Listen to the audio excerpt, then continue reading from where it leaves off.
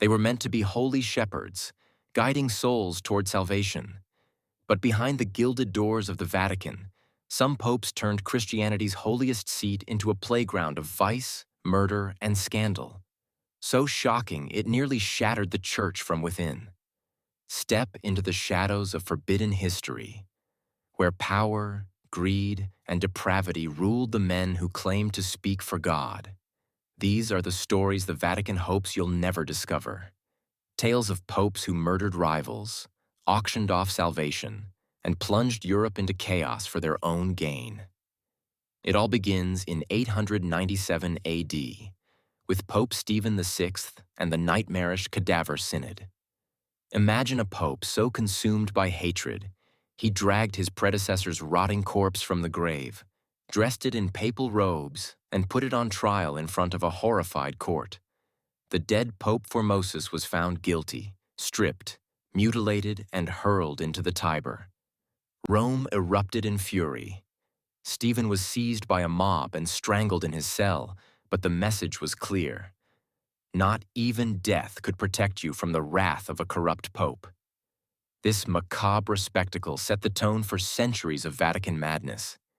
If Stephen was mad, John XII was pure evil.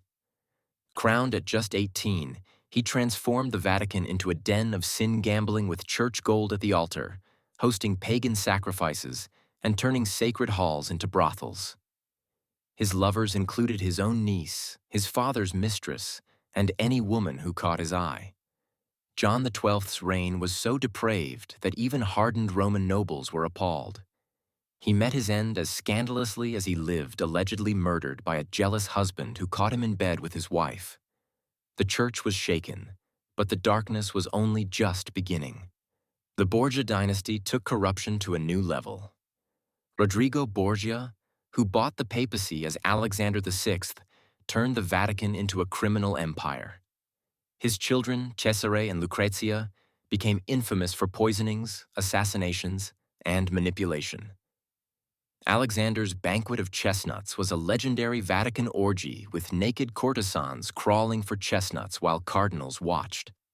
Rivals were dispatched with arsenic-laced wine, church offices went to the highest bidder, and the line between holy and hellish vanished. Under the Borgias, the Vatican was a den of vice, power, and murder.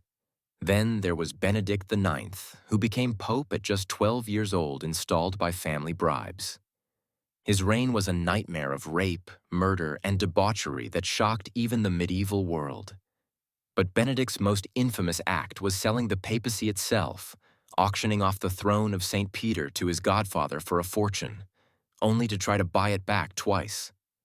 At one point, 3 men claimed to be pope at the same time. Benedict IX remains the only pope to serve 3 separate terms, each ending in scandal and violence. The Inquisition's darkest days came under Pope Innocent IV, who in 1252 authorized torture as a tool of faith with the bull Ad Extirpanda. Under his rule, the Church became a weapon of terror. Heretics burned, rivals disappeared, and entire communities lived in fear of papal inquisitors. Innocent IV didn't just corrupt the Church, he weaponized it, turning Christianity into a machine of pain and control that haunted Europe for generations. Pope Sixtus IV raised nepotism to an art, making 6 nephews cardinals and plotting the infamous Pazzi conspiracy, a failed Easter Sunday assassination attempt against the powerful Medici family. When the plot failed, Sixtus declared war on Florence, funding his crimes by selling indulgences and church offices. The Sistine Chapel, ironically, was built with blood money from his corruption and greed. The Western Schism brought Pope Urban VI, whose paranoia and brutality split Christianity for 40 years. Urban tortured and buried alive cardinals who defied him, driving the Church into chaos as rival popes emerged. His reign of terror didn't just corrupt the Church, it shattered it, leaving wounds that festered for decades. Then came the Medici popes Leo X and Clement VII, whose greed and incompetence changed the world forever. Leo X, famous for saying, "God has given us the papacy, let us enjoy it," sold indulgences to fund his lavish lifestyle, triggering the Protestant Reformation. Clement VII saw Rome sacked and was imprisoned by his own allies. Their failures split Christianity, leaving scars that still haven't healed. These weren't isolated incidents. They're proof that absolute power corrupts absolutely, and that the greatest threats to faith often come from within. The Vatican's modern scandals echo these ancient sins, showing that some institutions never truly change. They just get better at hiding the darkness. From corpse trials to papal orgies, from child popes to torture chambers, history is clear. The most dangerous corruption wears the mask of holiness. Which papal scandal shocked you the most? Do you think the Church has really changed, or are these shadows still lurking behind closed doors? Drop your thoughts and wildest theories in the comments. And if you crave more forbidden history, secret societies, and the scandals they tried to erase, make sure you subscribe and ring the bell, because next time, we're breaking open the Vatican's secret archives and exposing the documents they never wanted you to see.